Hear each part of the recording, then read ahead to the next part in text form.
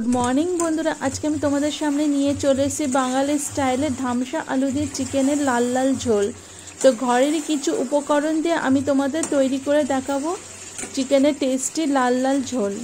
तो चलुन बंधुरा आमी किभाबे चिकेनेर लाल लाल झोल तैरी करछि सेटा तोमादेर साथे शेयर करलाम। एखाने आमी चिकेन भालोभाबे परिष्कार करे धुए निয়েছি, तारपरे चिकेनेर मध्य स्वाद मतन लवण दिए दिलाम, तारपरे किछुटा टक दई फेटिए दिए दिलाम, 1 चामच आदा रसुन पेस्ट, 1 चामच हलुद गुड़ो, 1 चामच धने गुड़ो और 1 चामच शुकनो लाल लंकार गुड़ो दिए मैरिनेट करे राखबो चिकेनटाके आमी किछुक्षण।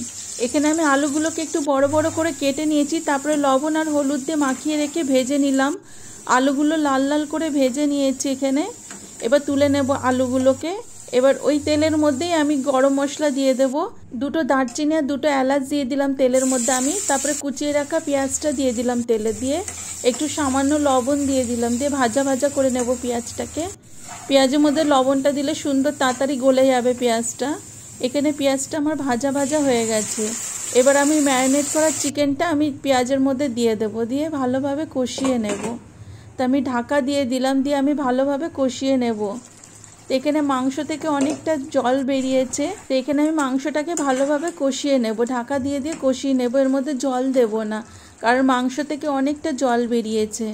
এই জল দিয়ে মাংসটা কষানো হয়ে যাবে ভালো করে। তো বন্ধুরা এখানে আমার মাংসটা সুন্দর কষানো হয়ে গেছে, পুরো তেলের ওপরে চলে এসছে মাংসটা। মাংসটাও অনেকটা নরম হয়ে গেছে আর সুন্দর কষানো হয়ে গেছে, তেল ছেড়ে দিয়েছে মাংস থেকে।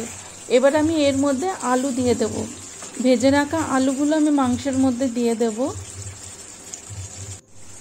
দিয়ে আমি ভালোভাবে কষিয়ে নেব। আলু আর মাংসটা ভালোভাবে কষিয়ে নেব আমি।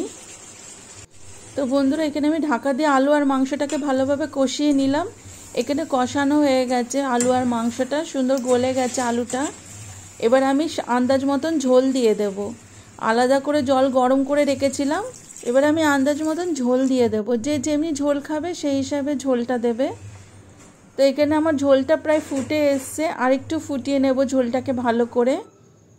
এখানে ভালো মতন ঝোলটা ফুটে গেছে। এবার আমি ওপর দিয়ে গরম মশলা দিয়ে তরকারিটা নামিয়ে দেব।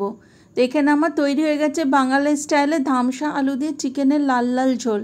তো বন্ধুরা এটা অনেক কম সময় তৈরি হয়ে যায় চিকেন কারিটা, আর এই চিকেন কারিটা খেতে অনেক টেস্টি হয়েছিল। গরম ভাতের সাথে বা পোলাওয়ের সাথে বা গরম রুটির সাথে খেতে অসাধারণ লাগে এই চিকেন কারিটা। তো তোমরা অবশ্যই একবার বানিয়ে খেয়ে দেখবে, তোমাদের সবার খুব ভালো লাগবে। তো বন্ধুরা আমার এই রেসিপিটা তোমাদের যদি ভালো লাগে অবশ্যই একটা লাইক করে দিও। আর যেসব নতুন বন্ধুরা আমার চ্যানেলটা এখনও সাবস্ক্রাইব করোনি সেসব নতুন বন্ধুরা আমার চ্যানেলটা সাবস্ক্রাইব করে দিয়ে আমার পাশে থাকার জন্য অনুরোধ রইল। Thank you.